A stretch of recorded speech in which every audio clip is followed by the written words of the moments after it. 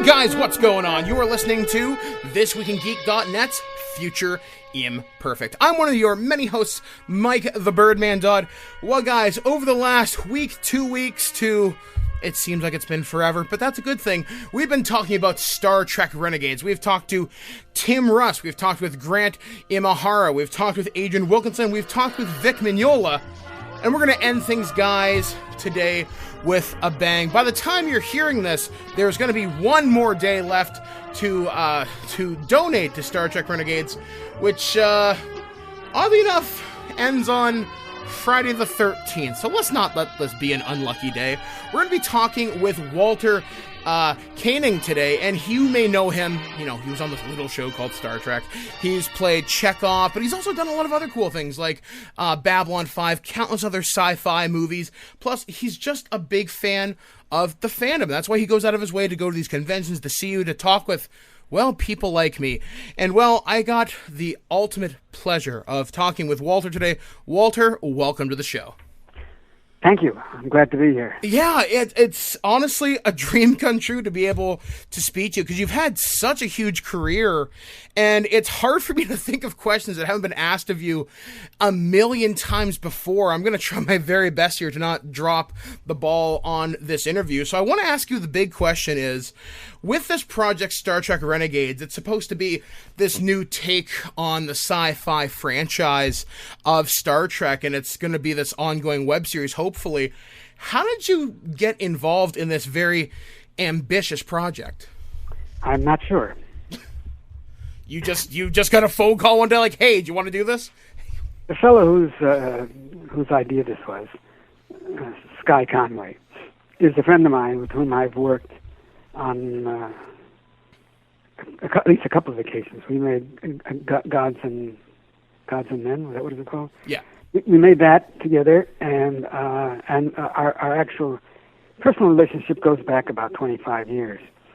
And he called me and just said, I'm doing this new film, and it's going to be Star Trek, but it's going to be different, and I have a very big role for Chekhov in it, and of course I'd like you to play it. And it was pretty much on that basis that I said, okay,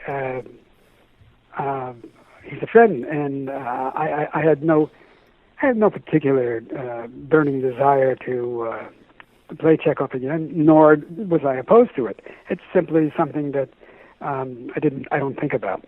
But as a favor to him, and after reading the script, I thought it might be fun to do. So now that it's kind of, I would consider Star Trek Renegades, just from what I understand of the script, it's supposed to be this darker take on the material. Basically, what it's been described to me as like a Black Ops team, very much grimy and gritty sort of thing, very different from what you played back in the 60s. Was there anything in the script that maybe you said, maybe this is worth revisiting Chekhov one last time sort of thing? Well, I don't know. There's a lot of lines which I have to which I'm in the process of memorizing.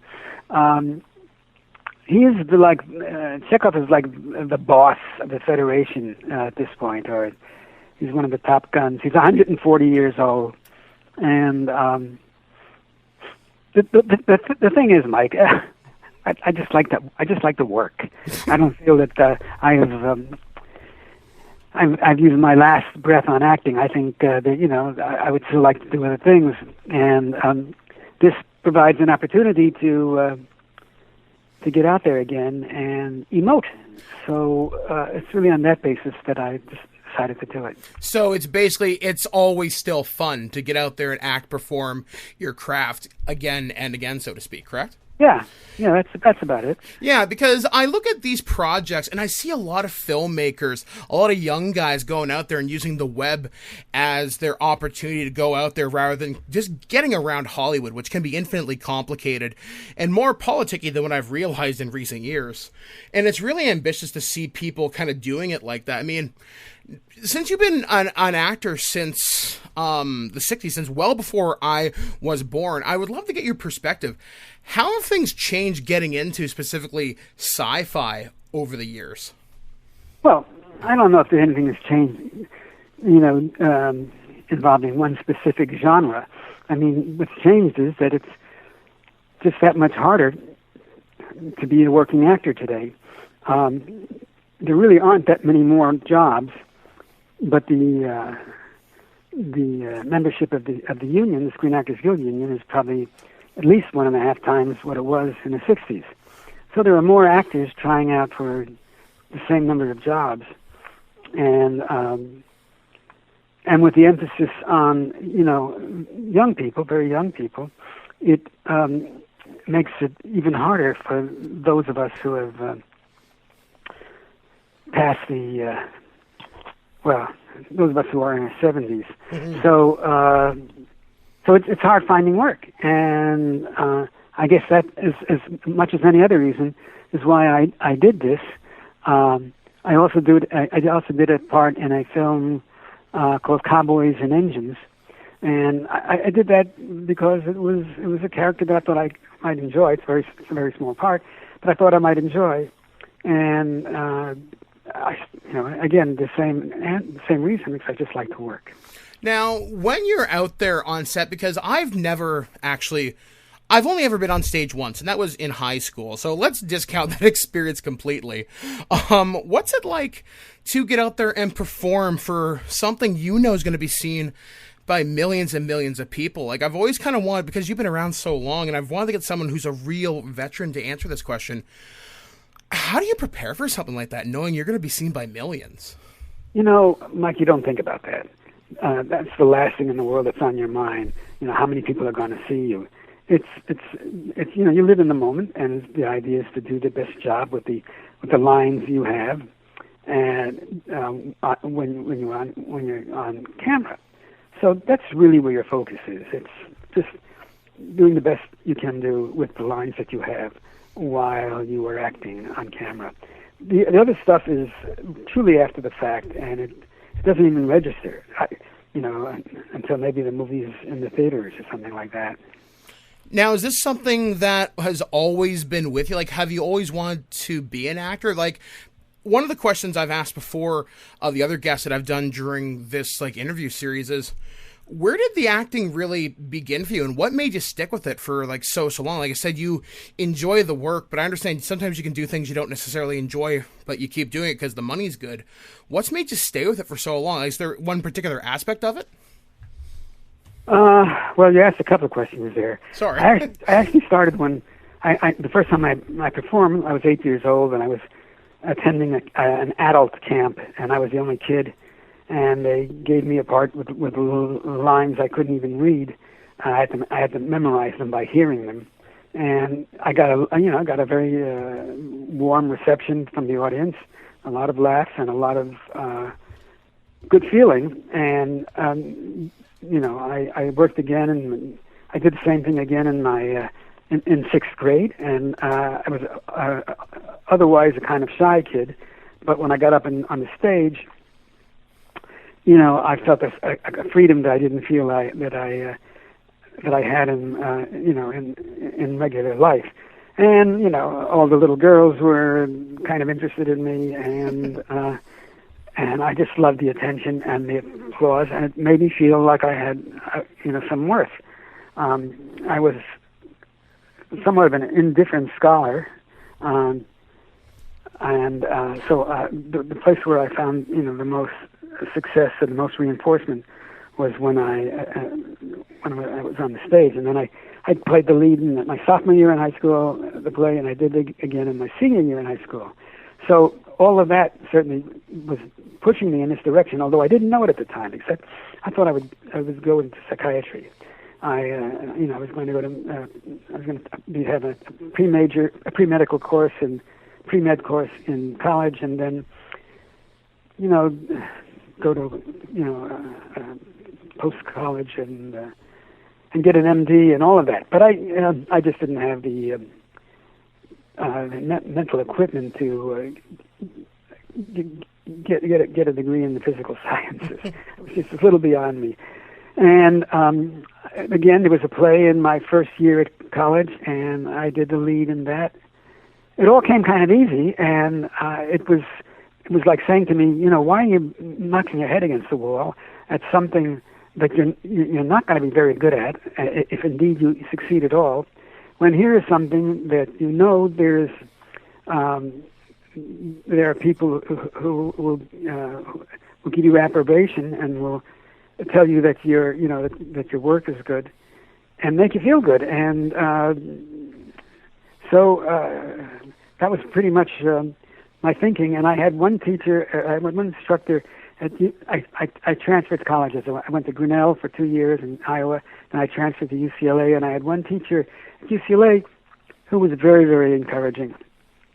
And he was also the representative of the Neighborhood Playhouse, which is a drama school in New York. And he wrote a letter to them for me, and I went to Neighborhood Playhouse, and my classmates were James Caan and Dabney Coleman and Chris Lloyd and Brenda Ficcaro and Elizabeth Ashley and one other lady I can't think of. Jessica Walter. And so that was a pretty heady group to be involved with. They all went on to stardom. And not that I ever knew that was going to happen to them, but it was a very stimulating environment. And once I spent the 2 years there, I was that was it. I had made a decision that I couldn't turn back on.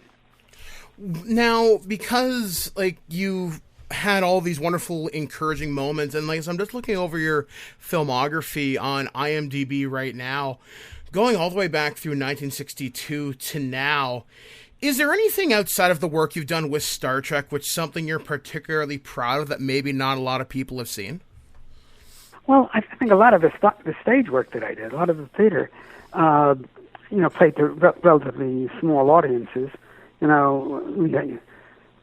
had runs that were maybe 3 or 4 weeks long, and then it was over. But yeah, I was in a play called The Boys in Autumn, where I played Tom Sawyer and Mark Leonard played Huckleberry Finn, and it was the two of us. And we got a really wonderful reception. And when we played it in Los Angeles, we were extended there, and then we went on the road and we played it in individual theaters and at conventions. It was adaptable to playing on a convention stage. And I did Christmas Carol playing Scrooge, which is an enormous role. He was never off the stage, and that was great fun. And I did a kind of a. It was funny, but it was also kind of a drama called Steam Bath. It was another play where I played a Puerto Rican towel attendant who was in fact God. And it's mostly on the stage that I think I've had. I've shown myself to my best advantage. In terms of film, probably Babylon 5. I had most to do on Babylon 5, and there were a couple of episodes that I thought came off very well.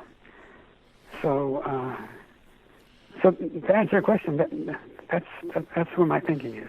Now, one of the things, because I really haven't had a chance to talk to a lot of people that have performed a lot of stuff on stage, like plays that, for example, what is it about that experience you think that really kind of gets you going? Is it the fact that it's a different audience every night, you can kind of feed off the energy, or what's the mindset when you're on stage? Well, certainly there's a live audience, which you don't have when you work on, in front of the camera. And that can be, it can be very stimulating and very encouraging.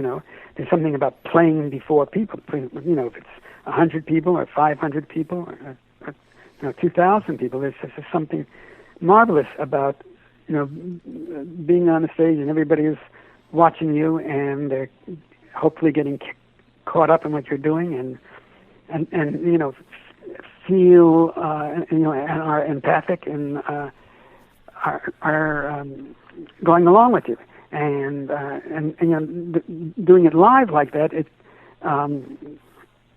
it's just more of an adventure. Live performances, things happen. You have to improvise. Whatever. The crowds are different. You feel different from one night to another, so you interpret it a little differently.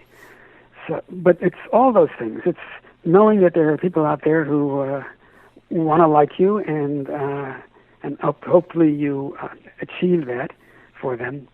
And of course, the roles, generally speaking, are better in theater than they are on film. They're just bigger, and they're more dimensional, and there's more nuance, and you have a chance to explore all of that. On camera, you get one or two takes, and if it's if it's reasonable, they say cut, and they go on to the next scene. So, would you say there's just from what I'm interpreting from that, the performances evolve as you do them on stage because, like you said, you can react and feel and feed off that energy. What kind of director do you like working more? Do you like more with film because they tell you precisely what they want, or you find theater directors are a little more flexibility because they know the thing can evolve as it goes? Funny, it's just the opposite. Really? Okay. The opposite. There's such a time restraint in working on film that there's very little time for the director to work individually. I'm not talking about feature film where they take more time. On television, you've got to get so many days worth of shooting each day. So many pages each day. So the director is really has an eye on the next scene even while you're performing this one. And if you are a regular on a show, or even an irregular, as I was on Babylon 5, the directors assume that you know what you're doing, and that that the character is pretty much solidified, and he's not going to make it much of a difference in how you interpret it, because you've already established how you behave as that character. On the stage, every night you get notes from the director, and some of them are less consequential than others, but it's a more insightful process. And if you have a good director who's understands the material and understands character and how to communicate with actors, you can have something pretty exciting. Now, you mentioned earlier that sometimes when you're on stage, you have to be in that moment and improvise. Can you think of one moment, or one memorable moment rather, where things have gone catastrophically wrong yet have gone catastrophically right? Well, there's one that comes to mind. I don't know if it went catastrophically right, but it's kind of an anecdote at this point. I was doing this play, which I mentioned, called Steenbach, and there were really two leads. I was one lead, and there was another fellow who was the other lead in the play. And the review came out just the day we were about to perform, and I didn't get to see the review until I got to the theater because somebody brought it. It was a newspaper review, and in fact we all read it at the theater, and they gave me a very complimentary review, and they gave the other guy a pretty bad review. And we got on that stage, and he was so angry, and he started to mimic things and imitate things, and then of course I lost it entirely. I mean, I didn't belt him, but if he was going to improvise and go afield, then I was right there with him. So we actually started performing another play, one that hadn't been written, and that went on for about 5 or 6 minutes, which is a long time. Had nothing to do with the play that we were actually performing. Ultimately, we got back on course, but I remember it being rather bizarre. Wow, just to be able to do that and to get away with it, so to speak, that's fantastic. Well, Walter, I want to ask you one final question, because I understand your time is remarkably busy. When all is said and done for your career, which I hope will last many, many, many more years, if not eons, what is the one role that you think brings the most happiness to you? Like the one that isn't necessarily going to be people would go to a convention for. Just one that makes you happy on a very, very, very personal level. Well, that's interesting. I have to say, as far as film is concerned, I feel Bester on B5 was gave me the most gratification, the most reward, and because the way the director producer wrote it, Joe Straczynski, he kept writing in layers and dimension to the character, so that I got to be a lot of different parts of my character as Bester were exposed during the 12 episodes that I did. Generally there's a shorthand when you're shooting a television show or even a movie, and the shorthand is you're labeled either the good guy or the bad guy or the good guy's friend, and it's pretty limited as to how far you can explore the character. But playing Bester, I had all sorts of opportunities to examine who this guy was and to discover different things about him. So, although there are roles that I've done on the stage that I felt comparably successful in, that I feel good about myself in, certainly I think Bester was my opportunity to perform at a higher level than I generally had a chance to do on Star Trek, and to succeed to a great degree. Well, I gotta say, Walter, I'm just getting into Babylon 5 now. I know I'm about 10 years, 15 years late to the party. And I'm really looking forward to hearing and seeing your performance now that I know that there's a lot more to it. It's not very one-dimensional. That's kind of what I really enjoy about Babylon 5. So, gotta say, I'm really hyped. I'm only in the first season now. So I'm really excited to see it. And I'm really excited to see you in Star Trek Renegades. I understand that starts shooting in about 2 to 3 weeks during the beginning of October. And I'm really excited to see what you and the rest of the cast and crew can bring to the screen. Oh, thank you, Mike. All right, guys. Well, I want to thank you, Walter, for spending time with us today on This Week in Geek. And we can keep up contact with you, obviously, through your various social media. I know you're on Twitter. And where else can we see you coming up in the future outside of Star Trek Renegades? Nowhere. Well, then, we know exactly where to go, then. That's right. All right, guys. Well, that was my interview with Walter Koenig. Tremendously talented guy. I'm really excited I got a chance to do this interview, to kind of get into the mindset of a guy who's been around, like I said, longer than I've been, and just be a part of so much, from sci-fi to drama to comedy. That's exciting stuff, and I'm really glad I had this opportunity. If you guys can't tell, I'm smiling my face off the microphone. So guys, we got one more day. Go out there, donate lots of money to Star Trek Renegades. Hell, take a second mortgage out on your house if that's your sort of thing. So guys, make sure to check out our sponsors of sfi.org, Starfleet, the world's largest Star Trek online fan club, and our good friends over at offworlddesigns.com. Lots of cool Star Trek t-shirts. Use promo code BROHOOF to get 10% off your entire order. Good for international orders. Until next time, guys, for Future Imperfect on thisweekingeek.net, I've been Mike the Birdman Dodd saying, live long and prosper.